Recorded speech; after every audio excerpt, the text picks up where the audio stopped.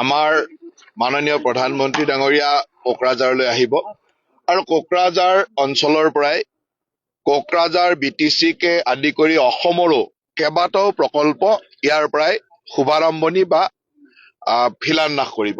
গতিকে এতিয়ালৈকে কি কি প্ৰকল্প কৰিব সেইটো প্ৰধানমন্ত্ৰীৰ কাৰ্যালয়ৰ পৰা আহিব। আৰু আমাৰ কথাটো হ'ল যে প্ৰধানমন্ত্ৰী ডাঙৰীয়া কোকৰাঝাৰলৈ আহিব আমাৰ কাৰণে এটা আনন্দৰ কথা। আৰু এই কোকৰাঝাৰ ভ্ৰমণৰ সময়ত এখন ডাঙৰ জনসভা তেখেতে ইয়াত সম্বোধন কৰিব।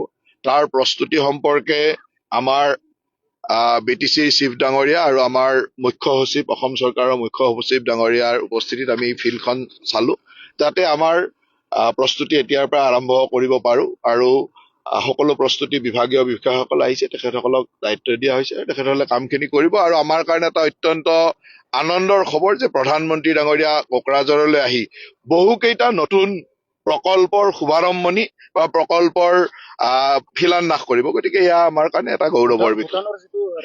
এতিয়ালৈকে প্ৰধানমন্ত্ৰীৰ কাৰ্যালয়ৰ পৰা কনফাৰ্মেশ্যন নহালৈকে আমি ক'বলৈ দিগদাৰ যে কি কি হ'ব, কিন্তু বহুকেইটা প্ৰকল্প আছে, বহুত প্ৰকল্প আছে। আমাৰ ষ্টেট গভৰ্ণমেণ্টৰো আছে, চেন্ট্ৰেল গভৰ্ণমেণ্টৰ আছে, ৰেলৱে ডিপাৰ্টমেণ্টৰো আছে, গোটেইখিনি একেলগে কৰিব। কিমান লাখ মানুহ?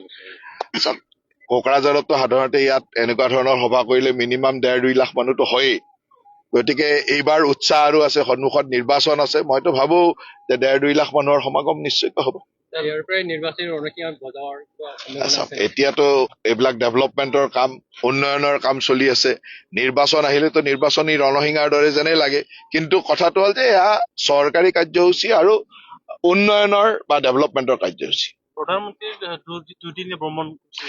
দুদিনীয়া ভ্ৰমণসূচী হ'ব। তেখেতে 13 তাৰিখে আহিব, 13 তাৰিখে কোকৰাঝাৰত এখন সভা কৰিব, সন্ধিয়ালৈকে গৈ গুৱাহাটীত এখন সভা কৰিব, আৰু 14 তাৰিখে ৰাতিপুৱা শিলচৰত এখন সভা কৰিব।